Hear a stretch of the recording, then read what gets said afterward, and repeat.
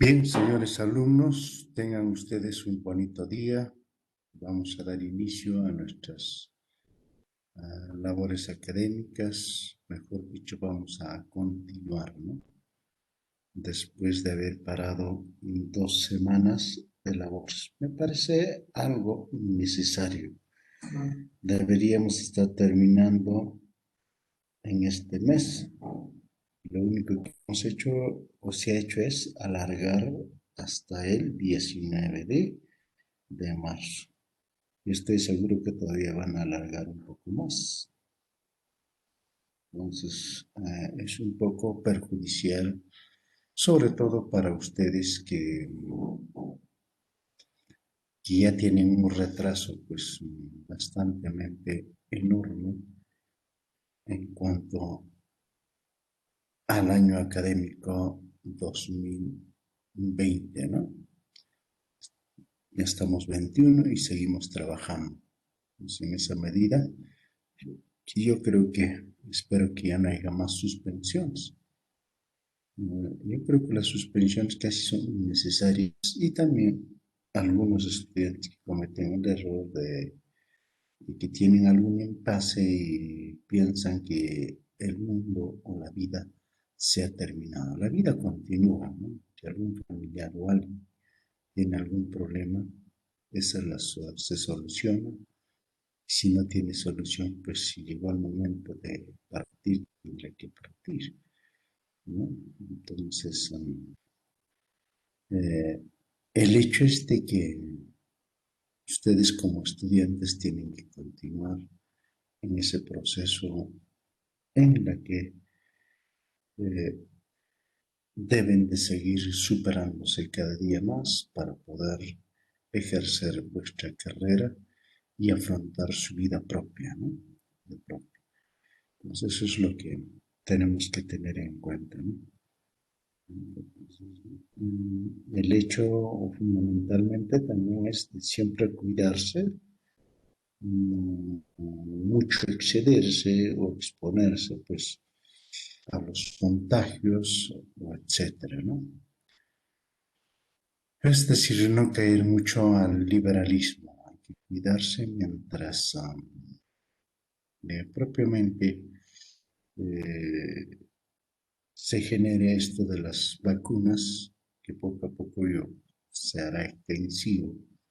Espero que a junio, a julio, quizás a septiembre, propiamente ya estén vacunados la mayor parte de la población y con ello ya poder, digamos, asegurar la continuidad de nuestra vida, ¿no? Entonces, dicho esto, vamos a continuar el día de hoy haciendo un poquito de retrospección. Vamos a ver algunos aspectos que ya lo hemos hecho, ¿no? Vamos a volver a hacer un pequeño recuento para de esa forma nuevamente entrar a nuestro trabajo, ¿no? Sobre todo lo que se refiere a los tipos de métodos, enfoques que integran el método general de investigación científica y también el aspecto de carácter cuantitativo o cualitativo. Entonces, temas que ya hemos hecho, vamos a volver a repetir en esta clase para mañana ya arrancar con la continuación de la clase que nos habíamos quedado en áreas de investigación, tanto en historia y en geografía. Es decir, qué podemos investigar en historia, qué podemos investigar en geografía. Entonces, mañana continuamos para que el viernes ya toquemos qué es investigación geográfica, tipos de investigación geográfica. La siguiente semana, tipos de investigación en historia. Así de esa forma, ya vamos culminando algunos aspectos que son muy importantes. Bien, entonces, rápidamente vamos avanzando.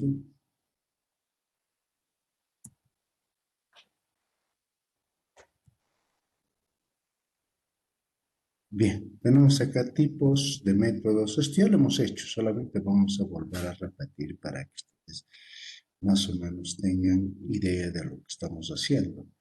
Tipos de métodos y enfoques que integran el método general de la investigación científica.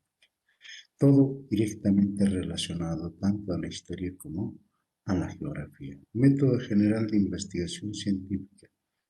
Mm, Tanto en el aspecto propiamente, acá tenemos etapa de planeamiento. La etapa de planeamiento siempre hemos dicho de que es la elaboración del proyecto de investigación. Es decir, para desarrollar todo un trabajo de investigación científica, primeramente siempre elaboramos un proyecto. Y ese proyecto se llama la etapa de planeamiento, o sea, planificación. ¿Qué es un proyecto de investigación? Es el proceso de planificación para desarrollar un trabajo de investigación. Ustedes todos han hecho y todos ustedes ya tienen esto, ¿no? Sobre todo para poder, digamos, sustentar su tesis y obtener el título profesional. Entonces están en la etapa de planeamiento. Y esto hay algunos que ya están en la etapa de ejecución, ¿no? Estoy seguro que ya están algunos en la etapa de ejecución. Seguramente ya están ejecutando. Entonces, algunos deben tener unas metas o su planeamiento está pues de que en este año deben de sustentar. Terminan en el mes de marzo.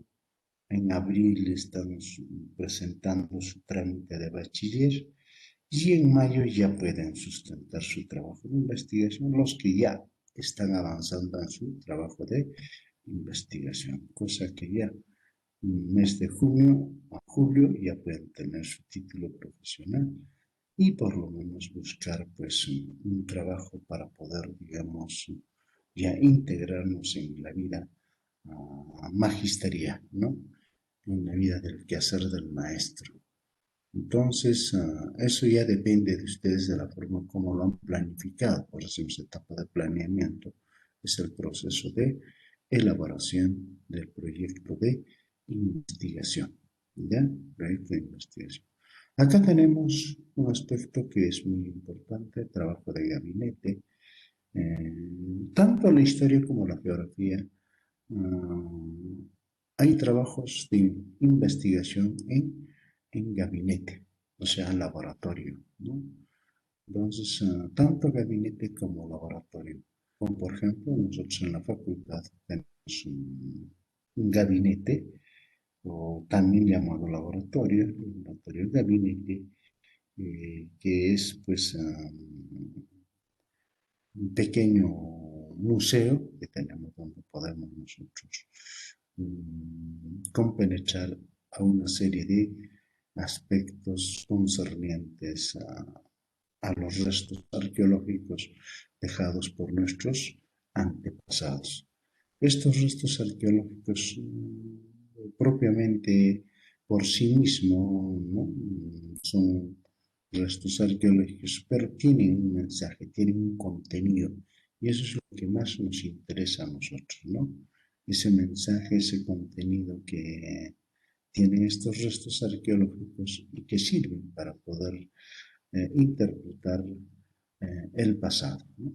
Si nosotros nos ponemos a ver en forma muy detenidamente, y esos son los trabajos que deberíamos hacer, deberíamos estar en un gabinete, trabajando, etcétera, viendo de cerca la forma y la manera como nos presentan o cómo nos han dejado un mensaje del pasado. Pero lamentablemente no se puede hacer porque estamos en un momento de confinamiento, ¿no? Y eso hace de que nosotros no nos podemos movilizar con suma facilidad. Tampoco nos van a permitir el ingreso a la universidad. ¿Por qué? Porque está prohibido, ¿no? Entonces ahí estamos en un momento quizás crítico en donde nosotros podíamos haber hecho algo. Ahora, en geografía también hay trabajo de gabinete y también hay trabajo eminentemente de carácter, vamos a decir así, mm, de gabinete de Internet, ¿no? Entonces, uh, o de carácter gabinete de carácter tecnológico, como lo llaman, ¿no?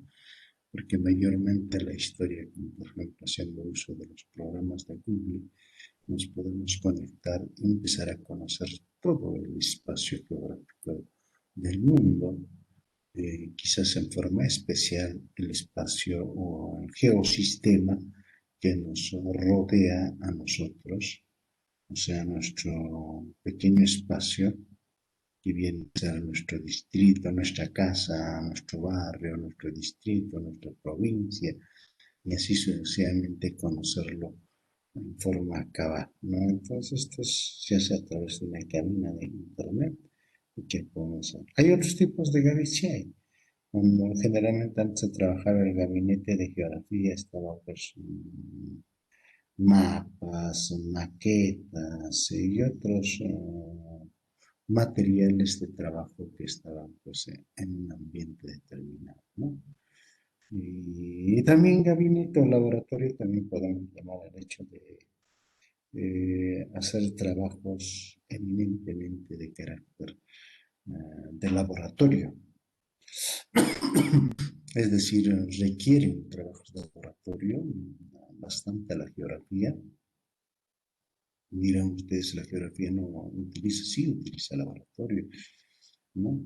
Puede ser bajo los dos puntos de vista. Uno, en el hecho de poder encontrar explicación de algunos hechos muy concretos, como por ejemplo la contaminación del lago Titicaca. Nosotros podemos ver, no solamente los biólogos, nosotros también estamos compenetrados a ver cuál es el grado de contaminación como profesores de geografía. No solamente ser teórico, sino también ser práctico, ¿no? Pues entrar a un laboratorio, utilizar un microscopio, utilizar algunos reactivos, etcétera, etcétera, ¿no? Sí podemos, sí podemos. Tenemos todo el derecho y tenemos, sino que hay que tener predisposición y tener un laboratorio en donde nosotros podamos hacer estos aspectos de investigación. Y también tenemos en segundo punto, también la geografía también nos va a conllevar a la reconstrucción de ciertos fenómenos geográficos, ¿no? Y todo eso se hace pues, en un laboratorio, o sea, la reconstrucción de ciertos fenómenos geográficos. Y es seguramente mañana en los tipos de investigación geográfica vamos a tocar y vamos a hacer un pequeño trabajo de laboratorio, ¿no? El día de mañana. Y así de esta forma estar pues propiamente quizás el otro trabajo no lo vamos a poder hacer, tampoco tenemos laboratorio. Lo que disponemos a la mano vamos a poder hacer trabajando con los documentos de plan de investigación. Plan de investigación hemos dicho de qué es el proyecto. ¿Ya? Acá tenemos tipo de métodos. Método deductivo. Ya hemos dicho de que este método, tanto el método deductivo como inductivo, se utiliza en el contexto propio de del tipo de investigación cuantitativo y cualitativo. Y esto es bien claro. Mm, Orientación que va de lo general a lo específico, ¿no?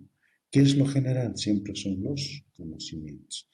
Todos aquellos que están haciendo trabajo de investigación de carácter cuantitativo están utilizando el método deductivo, ¿no? Están yendo de lo general a lo específico. Es decir, parten de los conocimientos ya para elaborar, para formular su hipótesis, han tenido que tener como base el marco teórico. Y si no tienen el marco teórico, no pueden plantear la hipótesis. Entonces, por eso es de que la hipótesis siempre va al final del marco teórico, ¿no? Entonces, lo específico es la realidad, o sea, lo que ustedes van a encontrar, ¿no? Lo específico. Entonces, partir de los conocimientos para llegar a la realidad, explicar la realidad o explicar el problema. Eso es esto, ¿no? Eso es lo que hemos estado viendo. Ahora vayamos a etapa de ejecución, que mayormente trabajo de campo, tratamiento de datos para convertirlos en información, análisis, apreciación, contrastación, conclusión, propuesta de solución, ¿no? Entonces, esta es etapa de ejecución. Espero que todos estén en esta etapa, ¿no? Espero que todos estén en esta etapa y hayan aprovechado bastante el tiempo que han tenido, como por ejemplo 2 semanas, por lo menos para construir sus instrumentos, validar sus instrumentos, etcétera, y ya deben estar aplicando, o por lo menos ya tengan indicios de trabajo en cuanto se refiere al marco teórico, o hacer sus encuestas, o salir al campo, ¿no? Estar en el campo viendo o recogiendo la información necesaria. Entonces, supongo que están en esta etapa de ejecución, ¿no? No creo que se hayan olvidado, porque si se olvidan, bueno, realmente, pues, esperar, no, yo voy a hacer cuando termine mis estudios, ¿no? Si apruebo los cursos, voy a ejecutar mi trabajo de investigación. Algunos tienen esa costumbre, ¿no? Decir, no, bueno, si apruebo todos los cursos, voy a hacer mi trabajo. Si no apruebo, entonces se lo dejo, ¿no? Entonces, eso no, esa es la forma de trabajo. La forma de trabajo es en forma continua y permanente. Entonces, espero que estén en esta etapa, cada uno de ustedes. La etapa es muy importante. Y prácticamente, ¿por qué está relacionado con el método inductivo? Orientación que va de los casos particulares a lo general.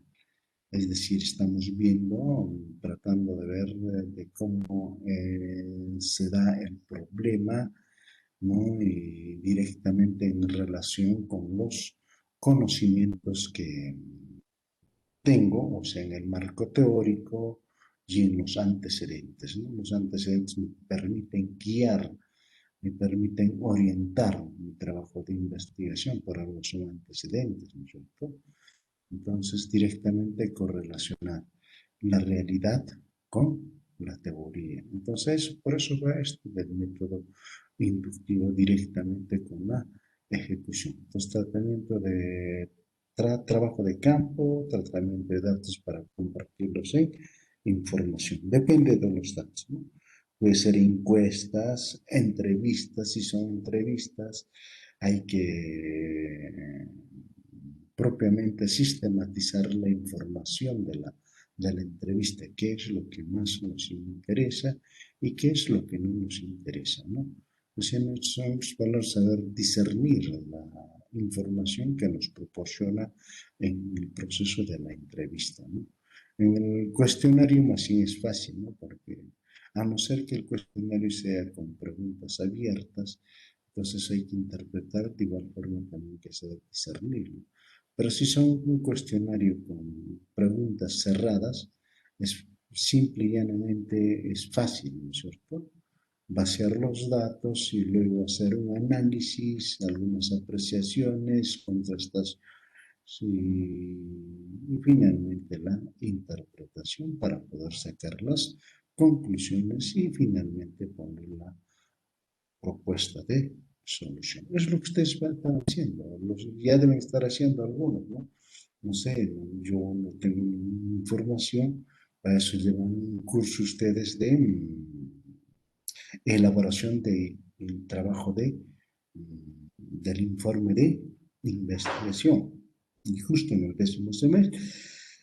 Entonces, espero de que cada uno de ustedes estén trabajando bajo este sentido, o sea, la etapa de ejecución, ¿no es cierto? La etapa de planeamiento es la etapa de elaboración del proyecto, ¿no es cierto? Y ahora estamos en la etapa de ejecución. Entonces, esto es muy importante. Cualquier trabajo de investigación que tengan que hacer ustedes tiene estas 2 etapas, ¿no? 2 etapas de carácter genérico que nos orientan a hacer un trabajo de investigación. Pues tenemos trabajo de campo, tratamiento de datos para convertirlos en información, analizarlos, interpretarlos. Interpretarlos significa apreciaciones, contrastaciones. Finalmente obtenemos propuestas de solución. Entonces acá tenemos B, C, entonces método inductivo, la A es el método deductivo, la B el método inductivo, la C el método histórico, que va pues una orientación que va del pasado al presente para proyectarse al futuro, ¿no? Que viene a ser en sí las dimensiones de la historia, no nos olvidemos las dimensiones de la historia. Entonces, este método histórico, correlativamente, tienen que tener muy en cuenta ustedes. Incluso nosotros, ustedes han hecho un pequeño trabajo de que hay veces, dice, el método histórico es una orientación que va del pasado al presente. Pero hay algunos, hemos visto, y ustedes trabajan mucho, que también hay veces la historia nos dice de que no solamente es ver el pasado para comprender el presente, sino algunos investigadores, ¿no? Sobre todo algunos investigadores sociales, etcétera, han visto de que primero es conocer el presente para conocer el pasado, ¿no? Algunos, digo, ¿no?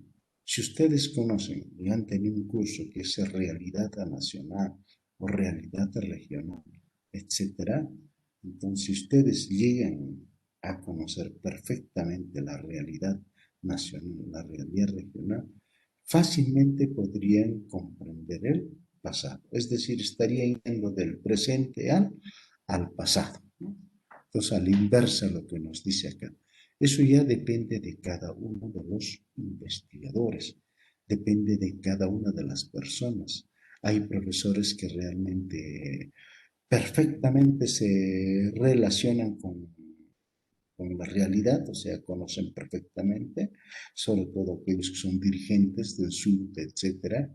Entonces interpretan correctamente la realidad y al mismo tiempo también perfectamente relacionan con el pasado, es decir, van del presente al pasado. Entonces eso ya depende de la mecánica de estudio, de la mecánica de comprender el pasado al presente o el presente al pasado. Eso ya depende de cada uno de ustedes, ¿no? Cómo ustedes van a ser como profesores. No creo que sean profesores empíricos, solamente de dictar del libro, ¿no? Entonces, eso más bien no tiene ningún sentido, ¿no? Ningún sentido, ningún criterio, ¿no? Propiamente. Entonces, resultan siendo profesores empíricos. Es decir, todos los conocimientos que ustedes han aprendido en la universidad lo han mandado al tacho, ¿no? Y finalmente dice, pues yo hago lo que mejor me parezca, ¿no?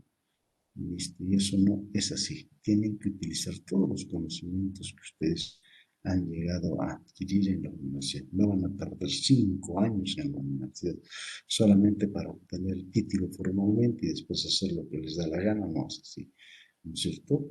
Entonces, para eso sirven los conocimientos. Tenemos el otro método descriptivo que ya todos conocemos, ¿no es cierto? Una orientación centrada en responder a la pregunta, ¿cómo es la realidad? Simplemente, ¿cómo es la realidad? Si es descriptivo, simple, es describir cómo es la realidad, tal como está.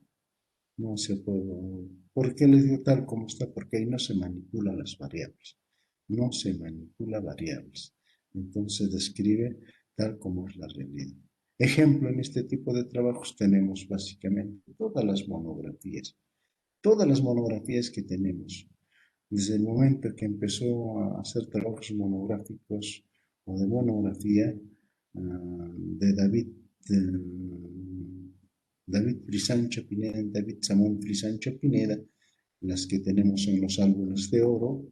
Entonces es un trabajo eminentemente que tiene como método el método descriptivo simple, es decir, describir tal como es la realidad.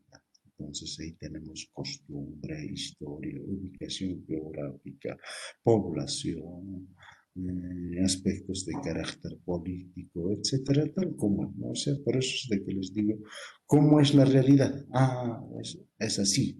Entonces ahí no tiene manipulación de variables. Método explicativo. Orientación centrada en responder a las preguntas. ¿Por qué es así la realidad? Entonces acá sí tiene que haber causa y efecto. Acá sí tiene dos variables, extraer con dos variables, ¿no? Causa que sí, ¿no? Entonces estoy seguro de que muchos, como por ejemplo, están haciendo trabajos seguramente quizás están utilizando el método descriptivo causal. Entonces acá tienen el método explicativo, entonces que puede determinar esa razón. Entonces entrar a responder por qué es así la realidad, cuáles son las causas, ¿no? Tenemos el método experimental orientación en la que a partir de sobre cómo y por qué, si hacemos tal cambio, preguntamos qué va a suceder. Pues a todos aquellos que están, como por ejemplo, haciendo un trabajo de investigación de carácter experimental, es decir, entre dos personas es un trabajo experimental. Entonces, también puede ser individualmente, también, no necesariamente entre dos. Lo que sí tienen que tener en cuenta en este tipo de trabajos es de que hay que generar un cambio. Ese cambio depende de la hipótesis que le hayan planteado, si va a ser positivo o negativo. Mayormente todos los trabajos han sido orientados hacia un cambio de carácter positivo, ¿no?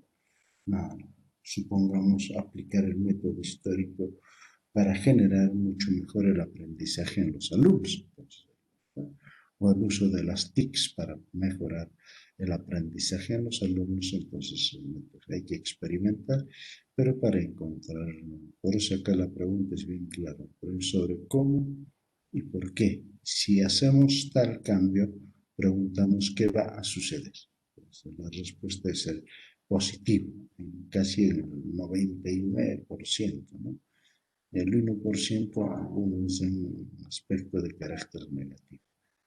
Tipos de enfoques. Tenemos enfoque sistémico, enfoque estructural, enfoque funcional, enfoque estructural funcionalista, enfoque de reingeniería, enfoque de análisis transaccional y otros enfoques. Mayormente nosotros todo el curso desarrollamos en base a una función de carácter sistemático, estructuralista y funcional. Entonces, hay uno que dice enfoque estructural funcionalista. Nada, es porque eso es lo que nos propone el método de investigación científica, estructuralista porque tiene toda una estructura, sistema, o sea, está debidamente estructurado y nosotros no podemos alterar esa estructura, ¿no? Funcionalista porque funciona para todas las, pues es aplicable, ¿no? Aplicable a todos los conocimientos de carácter científico, sobre todo la investigación o el método de investigación científica. Eso es el entorno a lo que hemos repasado. Vamos a repasar un poquito lo que es la investigación cualitativa y cuantitativa en educación. También lo hemos hecho, vamos a ver. Entonces, vamos a ver rápidamente, ustedes se acordarán de este cuadrito que hemos hecho, recuerdo en la pizarra.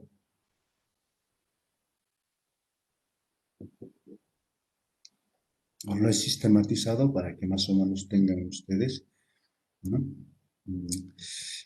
Tenemos investigación cualitativa e investigación cuantitativa. Teorías, hemos dicho que permite la formación de teorías al final de la investigación, ¿no? La teoría se formula de manera inductiva. Inductiva ya hemos dicho de qué. Partimos de la realidad para llegar a lo general, es decir, tal como se permite la formación de teorías al final. Entonces, lo que hacemos. Mayormente este tipo de trabajos de investigación se está haciendo en el aspecto de carácter histórico como también en geografía.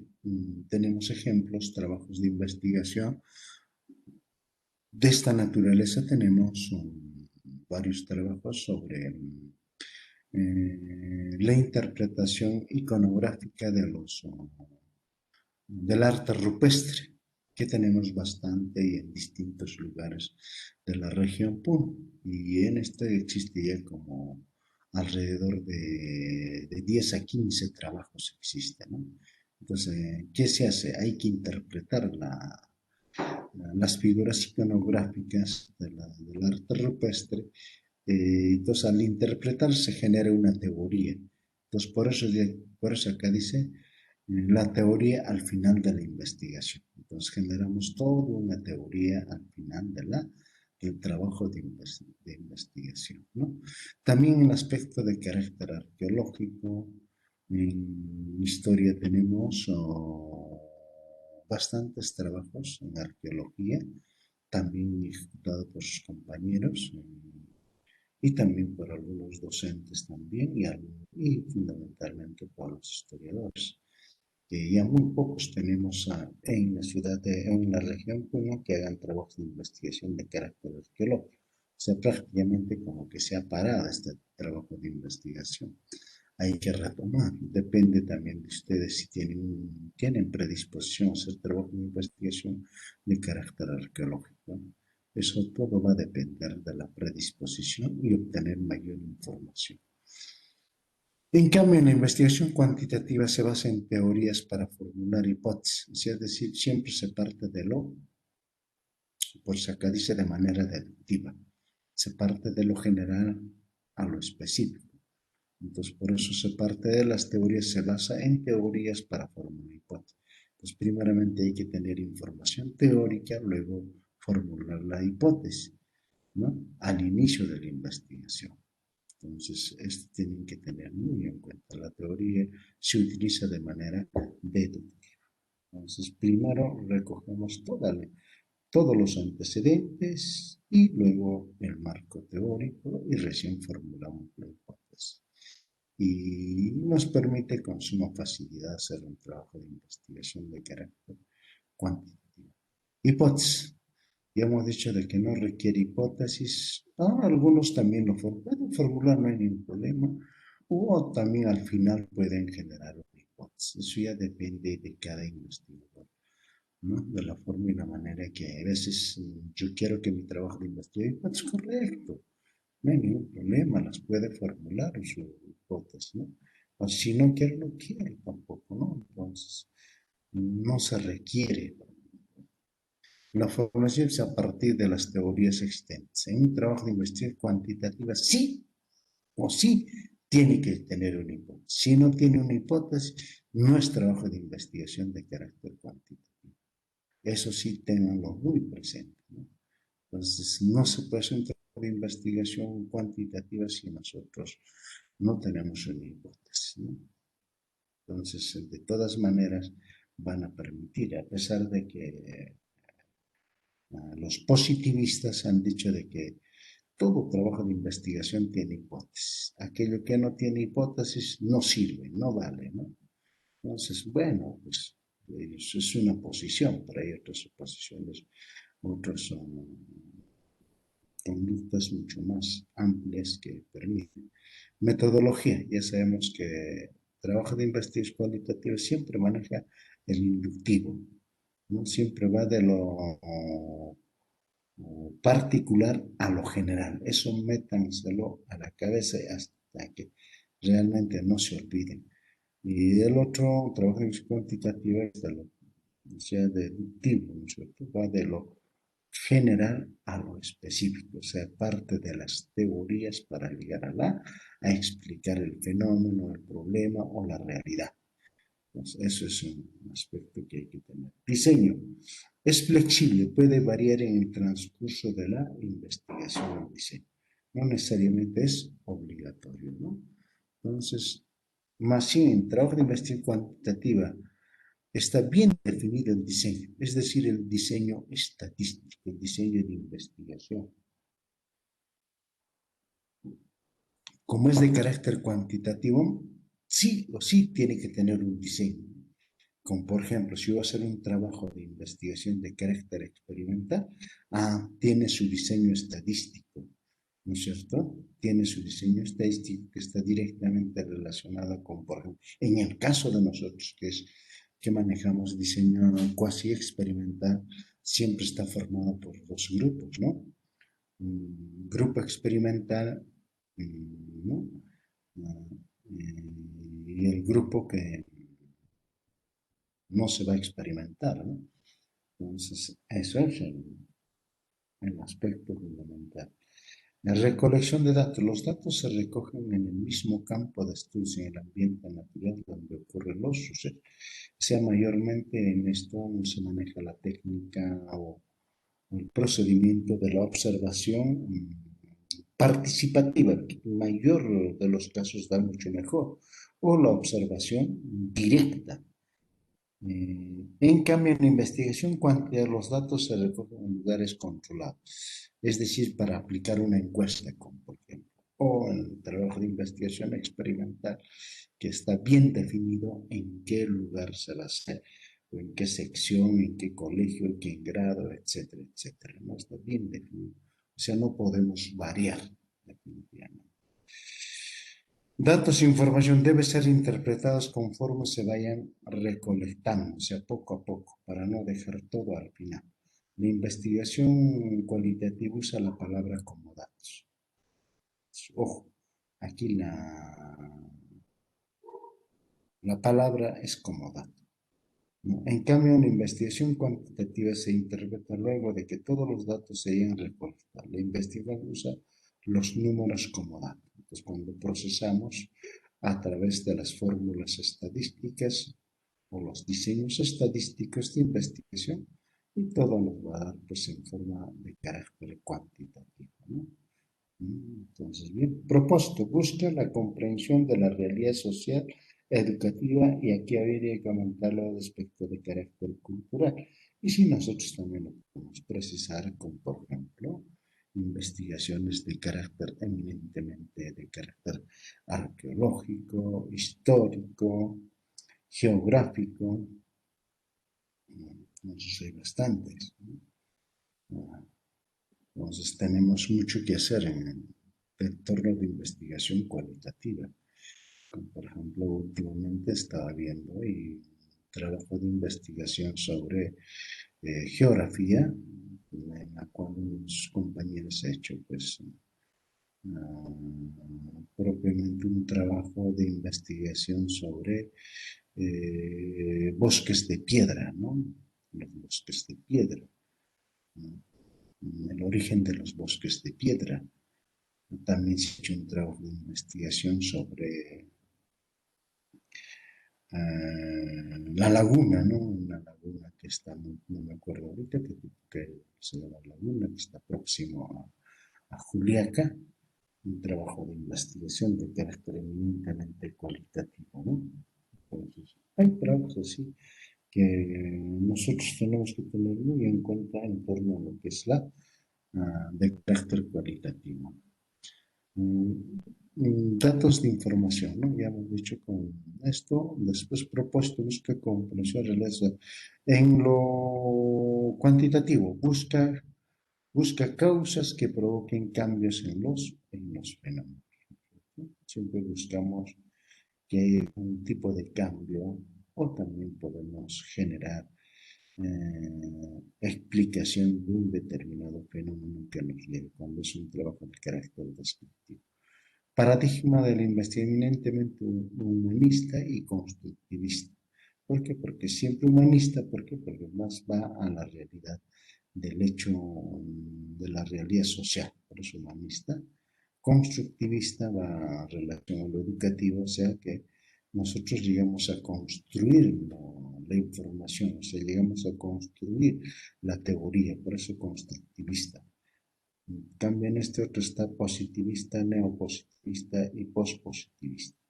Digamos que el positivismo no acepta trabajos de investigación de carácter cualitativo. Sí o sí tienen que ser trabajos que tengan una hipótesis, si no, no vale. Neopositivistas, que ahora han aparecido bastante, el neopositivismo, pospositivistas, trabajos que siguen pregonando que la hipótesis vale en un trabajo de investigación. Luego tenemos Control, no existe control en aspectos extraños en la investigación. Todos los datos son bienvenidos. O sea, toda la información que nos por algo son preguntas abiertas, ¿no? Donde das la oportunidad al informante de que te informe todos los aspectos necesarios habidos por haber, ¿no? Pues ese es uno de los aspectos que tenemos que tener muy en cuenta en esto, ¿no? En cambio, en investigación cuantitativa ya las variables están bien precisas, ¿no? Y si hay variables extrañas hay que desecharlos, hay que aislarlos, ¿no? Por eso sí. Entonces las variables son bien definidas y propiamente no podemos ir más allá de eso, ¿no? Entonces, eso es lo que tenemos que tener muy en cuenta, ¿no?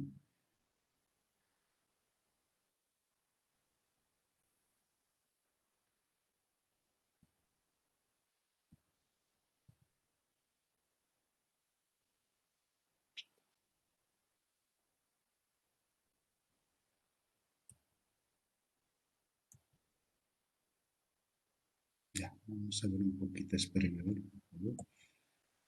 Vamos a tratar de terminar.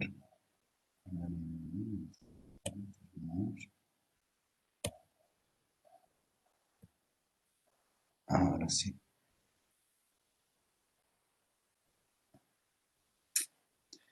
Bueno, el otro aspecto que nos hemos quedado es fundamentalmente el investigador, ¿no? El investigador en una investigación cualitativa sí o sí tiene que estar presente, tiene que participar. ¿Por qué? Porque tiene que ser la persona que, como va a construir los conocimientos, tiene que estar presente. O sea, no puede ser ajeno a su trabajo de investigación. No puede decir, anda, corre, recógemelo, aplícamelo en las encuestas, etcétera. Obsérvamelo a ver qué están haciendo. No, no, no, no. Eso sí, en un trabajo de investigación cualitativa, el investigador sí o sí tiene que estar presente, ¿no? Por eso hemos visto muchos investigadores de carácter internacional que quieren conocer la realidad, supongamos, etnográfica de Puno, o sea, cómo vive el poblador puneño, etcétera. Entonces tienen que venir a vivir y tienen que convivir con ellos. Si no es algo imposible, ¿no? Es algo imposible. Ya hemos visto varios ejemplos, como por ejemplo una norteamericana vino para conocer la realidad de la isla Taquile, e incluso al final se terminó casándose con uno del lugar, tuvieron un hijito, estuvo creo 2 a 3 años y después se fue. Así tiene que ser entre un investigador en un aspecto de carácter colectivo. Tenemos un ejemplo en la Universidad Nacional del Altiplano, pues verán en la carrera de antropología hay una japonesa, esa japonesa vino, ¿no? Con la finalidad de hacer un intercambio cultural, conocer la realidad propia del altiplano, ¿no? En torno a la universidad. Pero finalmente se quedó para recoger mayor información, ¿no? Entonces, por ejemplo, si nosotros queremos un trabajo de investigación eminentemente sobre un matrimonio, como por ejemplo, tenemos que ir al matrimonio, participar en el matrimonio, tomar un poco de cerveza, comer lo que están comiendo, bailar como bailan. O sea, el investigador tiene que estar ahí. Por eso lo que más se recomienda es una observación participativa, ¿no? Porque como observador nada más, casi no vas a recoger mucha información. Si quieres recoger información al 100%, tienes que participar. Supongamos en un techo, ¿no? ¿Cuál es la costumbre de de la forma como techan en el sector rural? Si hay que participar, si hay que pisar barro, hay que pisar barro, pues ¿qué se va a hacer? Pues hay que estar, pero la gente no te va a permitir que estés mirando y no cómo están haciendo, no. Y estar ahí, capaz tienes que cortar paja, hay que cortar paja, si te va a hinchar la paja, pues bueno, hay que aguantárselas, pues, ¿no es cierto? Claro, si hay que bailar, ¿no? Entonces hay muchas cosas que se tienen que poner esfuerzo para poder, digamos, participar. Y en la investigación cualitativa, prácticamente un investigador puede o no puede participar, ¿no? Es opcional. ¿Por qué? Porque si es por ejemplo, una encuesta, yo puedo fácilmente decir, ¿sabe qué? Compañero, yo no tengo tiempo, por favor, aplícamelo a esta encuesta en tu colegio. Y luego me lo traes, ¿no? Le da un sobre y se lo lleva, se lo aplica y lo trae. Entonces, no es necesario la presencia del investigador en aspecto de carácter cuantitativo, ¿no? Que es lo más fácil, o una entrevista o algo, ¿no? Entonces, no es necesario. Entonces, adapta una postura muy distante, ¿no? Entonces, el investigador en este caso. Eso es en torno a lo que es la investigación cuantitativa y cualitativa. Sigamos apresuradamente. La deducción e inducción, dos procesos metodológicos inversos, ¿no? Cada uno de los paradigmas de investigación tiene procesos metodológicos distintos. La investigación cualitativa utiliza la inducción y la investigación cuantitativa, la deducción. Ya hemos dicho por qué y para qué. Por lo tanto, los procesos lógicos inversos muestran los siguientes esquemas. Deducción, teoría siempre primero, después hipótesis variable, observación, recolección de datos y contrastación. Inducción, observación, ojo acá, observación, recolección de datos, identificación de conceptos y categorías, proporción de teorías, o sea, al final viene la hipótesis, ¿no? Y finalmente tenemos la teoría que hemos generado. Ese es el aspecto que hay que tener muy en cuenta, ¿eh? Origen del método científico de la historia. Tenemos acá, estamos entrando en lo que es la investigación en la historia. La pretensión principal de la escuela metódica es la de imponer una investigación científica objetiva imparcial, dejando de lado cualquier especulación filosófica, procurando alcanzar tal fin aplicando técnicas rigurosas en la que respecta al inventario de las fuentes. Entonces aquí lo más importante son las fuentes que nos va a proporcionar la información en la historia, sean de carácter arqueológico o sean de carácter bibliográfico, ¿no? O fuentes escritas. Entonces hay que ver, vamos a ver más adelante en otro curso en lo referente al manejo de fuentes, ¿ya? Hay también el manejo a la crítica de los documentos y la organización de las tareas profesionales, ¿no? Es decir, dotar a la ciencia histórica de un método entendido como un conjunto de pasos sucesivos y reglas a seguir por el historiador, ¿no? Entonces, si nosotros tenemos algún interés por la investigación o la historia, siempre hay que tener muy en cuenta uh, estos aspectos que estamos señalando, entendiendo esto como un conjunto de pasos sucesivos. Igual que un trabajo de investigación científica o el método de investigación científica tiene sus pasos, igualito también, o si no, simplemente los pasos de la investigación científica, no pasó nada, en las reglas así, pues, sino que hay particularidades, como por ejemplo en la investigación arqueológica, en la investigación documental o bibliográfica, o una investigación en archivos, o una investigación de la historia oral, etcétera, etcétera, ¿no? Entonces tienen algunos aspectos de particularidad en cada uno de estos que ustedes pueden encontrar, ¿no? El interés por la metodología histórica era un inductivo al ascenso de la historiografía profesional en tres ámbitos, ¿no? Indicativo del ascenso. Vamos a ver uno. La dimensión institucional donde se conjuga el corporativismo profesional de los historiadores, es decir, compartir los conocimientos propiamente, ¿no? Compartir información. Muchas veces no se quiere compartir, ¿no? Pero al final, cuando siempre salen los conocimientos en historia, las podemos utilizar, ¿no? Pero siempre respetando la fuente de información que nos proporciona un historiador, ¿no? Entonces, eso es lo que hay que precisar, ¿no? Entonces, el reconocimiento por parte del Estado de la importancia de la investigación, aquellos trabajos donde promueve o puede participar el Estado, como en trabajos de investigación en centros arqueológicos, ¿no? Llámese Chan Chan, Lambayeque, etcétera, donde el Estado ha hecho su participación, aparte del investigador que ha descubierto, el, el Estado también pone una persona que esté supervisando, o sea, otro historiador, pues, que esté supervisando todos los trabajos, ¿no? Todos los trabajos, porque puede haber quizás un espero de tráfico de restos arqueológicos o manipulación de una mala información, etcétera, etcétera, ¿no? Entonces, el Estado tiene que ejercer control y sabemos que todo patrimonio cultural al final pertenece al Estado.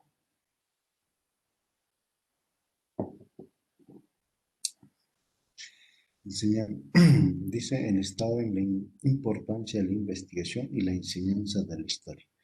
Por eso es que en torno a la enseñanza de la historia, el Estado, propiamente a través del diseño curricular, nos pone pues, los tópicos de contenidos de lo que debemos enseñar historia en los colegios, en las escuelas, etc. A través de su apoyo a la institución pública y a la universidad. La universidad es un poco mucho más amplio, ¿no? Por eso es de que podemos tocar mucho más, podemos analizar, podemos interpretar, hasta podemos modificar, no hay ningún problema.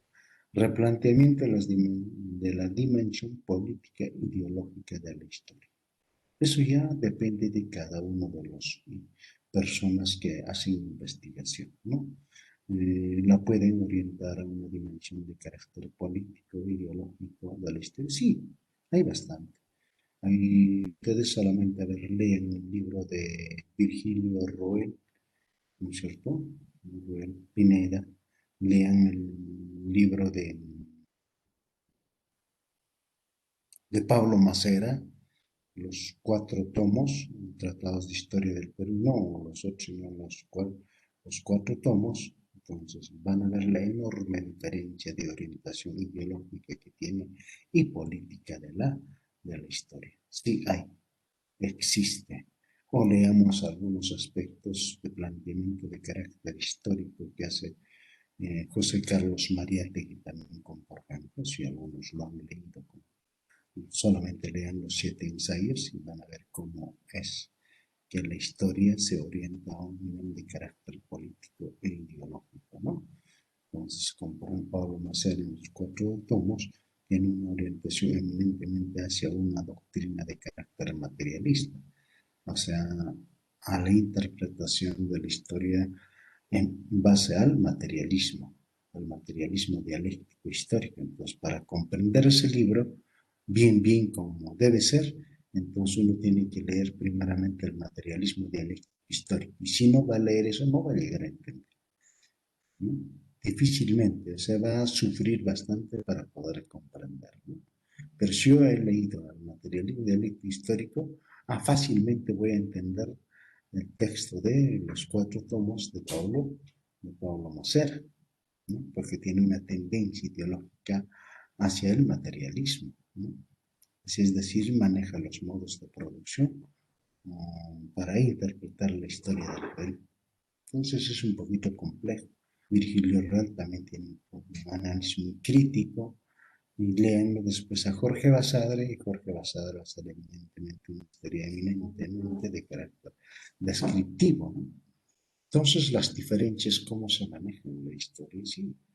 La definición de un elemento que asegura el carácter científico de la misma es el método histórico. Pues cualquier tipo de trabajo siempre hay que tener en cuenta el método histórico.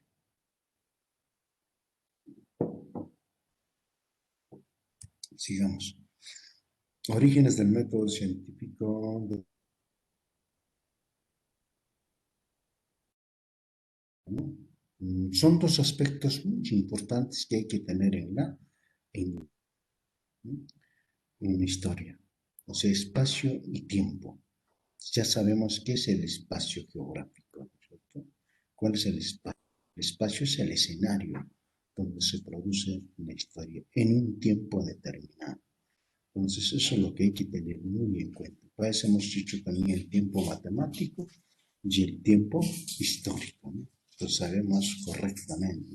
Entonces, no nos debemos alejar de estos dos aspectos, de estos dos, que es tiempo y espacio, o espacio-tiempo, ¿no? También son similares a las del historicismo. Bueno, esto refiere a aquellos que permanentemente les gusta hacer historia, ¿no? El que es un poco cerrado a la doctrina política que lo hacen. Se trata de un espacio fijo, un marco estático que sirve de territorial, es el espacio, ¿no? El espacio. Se trata de un espacio fijo, un marco estático que sirve de señal territorial a los acontecimientos. El Estado-nación de un tiempo conseguido para la ecuación sigue siendo de orden crónico. El historiador debe tener unos conocimientos previos que incluyan tanto a la heurística, o sea, siempre tener muy en cuenta la heurística como ciencia auxiliar, es decir, manejar la verdad, ¿no es cierto?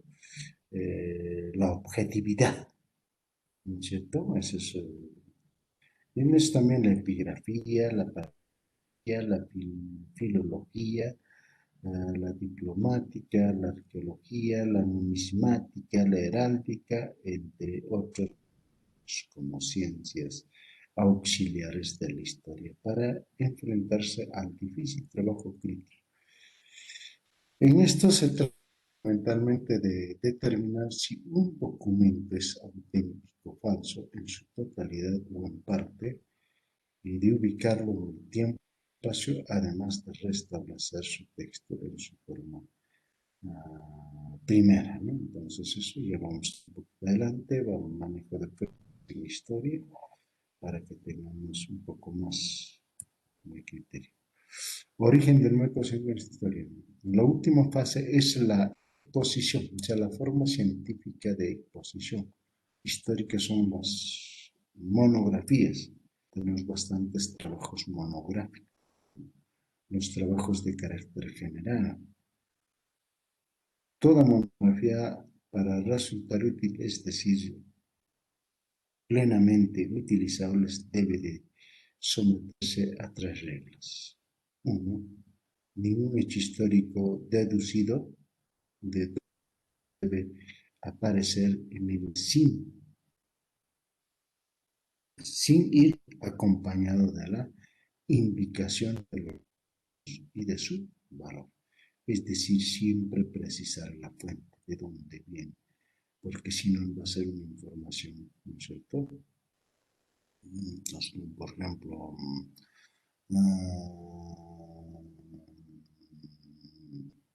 se encontró una información en las redes sobre Atahualpa, como por ejemplo, ¿no? ¿Qué significa Atahualpa? Bueno, dicen, le han tipificado como gallina, ¿no? O sea, un inca cobarde, ¿no? Que se ha entregado, pero ¿quién lo plantea eso? ¿Cuál es la fuente que nos proporciona eso? Entonces hay que verificar esa fuente. El hecho de que digan que el Inca Atahualpa fue una gallina, ¿no? Fue un cobarde y por eso se entregó a los estos. Pero ¿quién lo dice? ¿Quién? Apreciación personal. ¿Qué es lo que se precisa en eso, ¿no? Entonces, de esa forma, y si no tiene una fuente adecuada, una fuente en la que puede por qué Atahualpa es una gallina, entonces no le damos por válido, ¿no es cierto?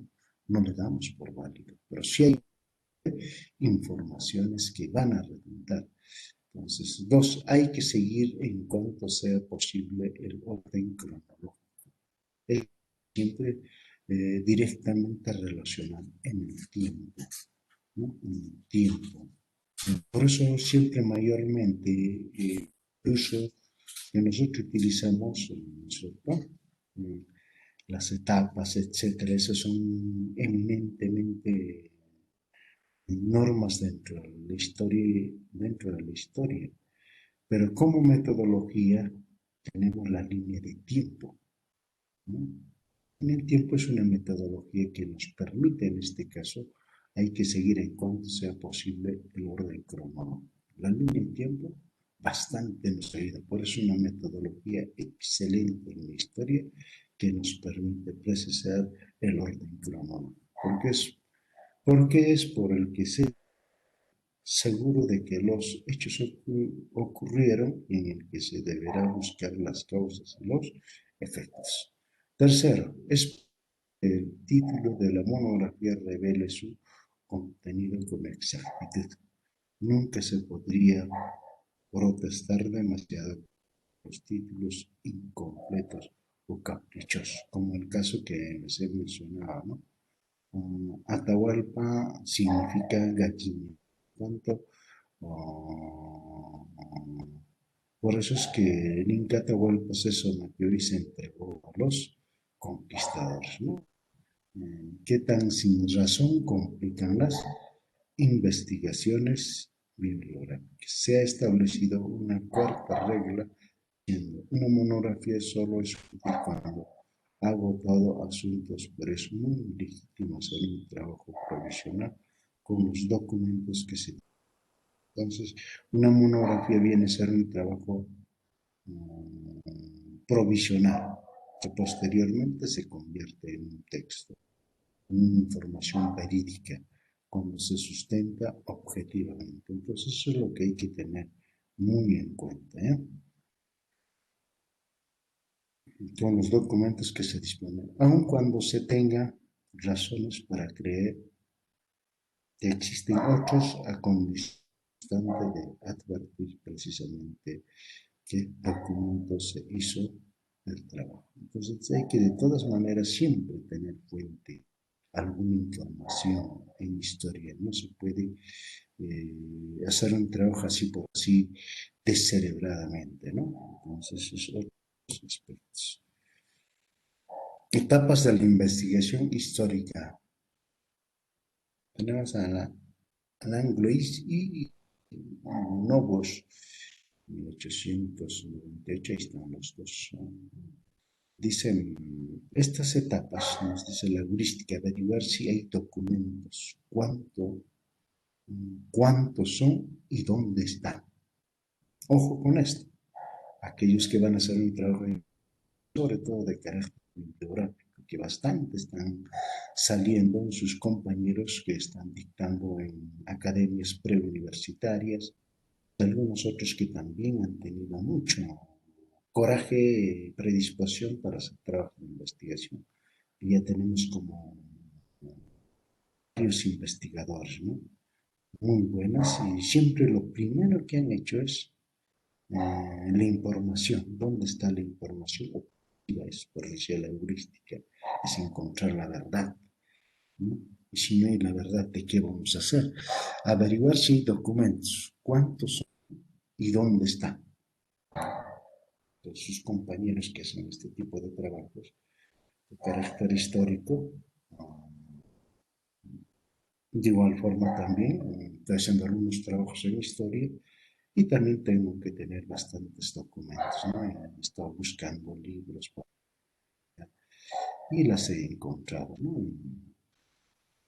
Y así es como también algunos compañeros, hay algunos compañeros que ya hecho bastante trabajo en historia. Yo quisiera que este compañero pues llegue a la universidad o a la facultad para que sea un maestro en historia, ¿no? tiene buenos libros, ¿ya? Conoce perfectamente la historia. Seguramente ustedes lo han escuchado ya en varios eventos. Propiamente es un egresado de la facultad.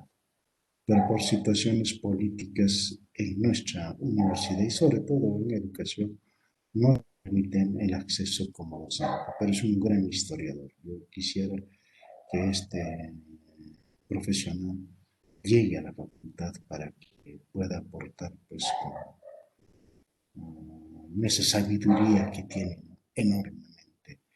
Otro que tiene enorme sabiduría es el que con prudencia, pero ya la edad, ¿no? Propiamente ya no le permite pues acercarse a lo que quiso también alguna vez, pero tampoco no. Ustedes saben, ya tiene como 3 libros publicados en historia, ¿no? Historia regional, ¿no? Libro muy interesante, la historia de Puno, el otro la fundación de Puno, y el otro libro es la Virgen de la Candelaria, 3 libros que tienen una enorme sabiduría porque él es la persona que ha ido haciendo un trabajo. ¿Sí? Eso es lo que hay que valorar, ¿no? Eso es lo que hay que valorar. Entonces, para eso se requiere primeramente averiguar documentos, o sea, las fuentes, cuántos son y dónde están.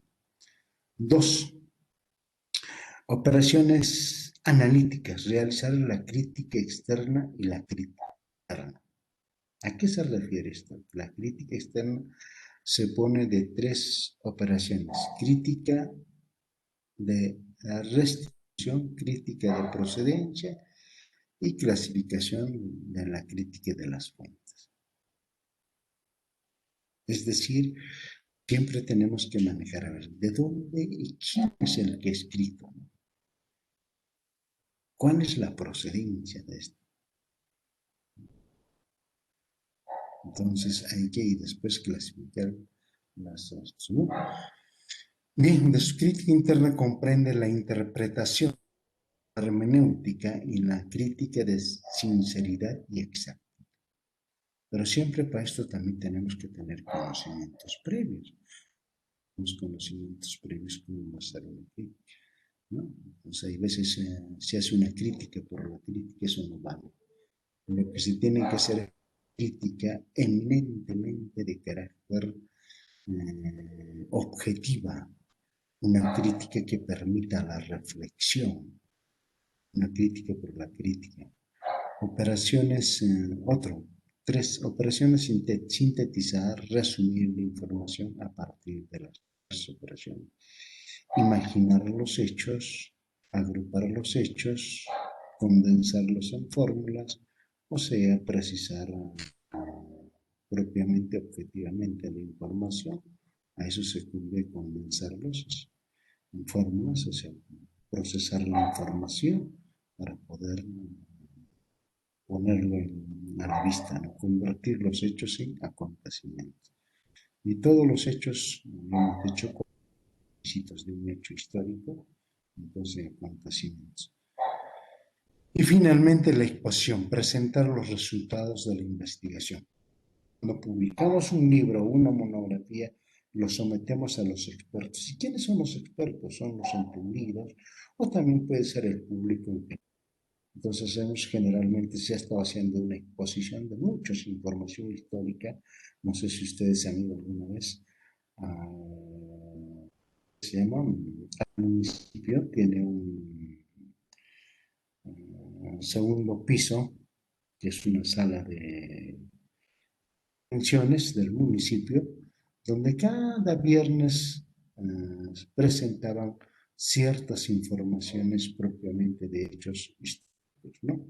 Entonces, o trabajos de investigación las presentaban, hacían su exposición. Entonces iba determinadas personas, se invitaban también a los expertos para que hagan su participación, críticas internas y externas también, ¿no? Pues en esa medida se ha estado trabajando este confinamiento, con este problema del coronavirus, se ha paralizado todo ese tipo de trabajo. Después ya casi un año que ya no se trabaja. Bien, eso ha sido todo por hoy, chicos. Hemos hecho un pequeño recuento de lo que habíamos hecho la clase pasada, ¿no? Hay algunos aspectos más, pero le hemos agregado la segunda parte sobre lo que es la investigación. Mañana lo estaremos haciendo en geografía. Bien, chicos, eso es todo por hoy. Vamos a volver el día de mañana a las 9 de la mañana. Hasta mañana, chicos.